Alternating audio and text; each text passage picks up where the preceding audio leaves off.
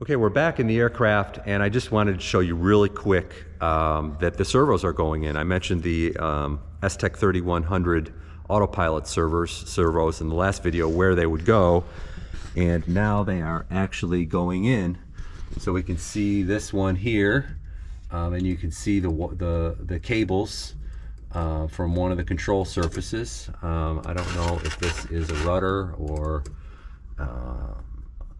trim tab or what that is. It's probably a trim tab, I'm guessing, or it could be aileron, or no, yeah, could be ailerons, I don't know. And there's another one underneath there. So there's another servo, and you can see the lines running into it will be right in these grooves down here. But I don't know if there's a third servo. It's 3-axis autopilot, so there should be another servo.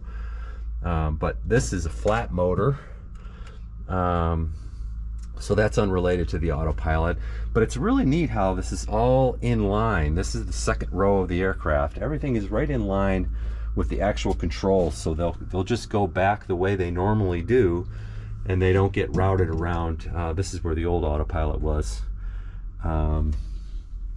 It's pretty nifty. And then there's an electric harness that will run up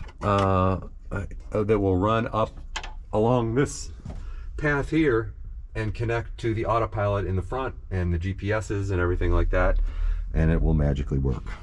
So that's just a real, I had mentioned that in my last video, but you could actually see they're mounting those now.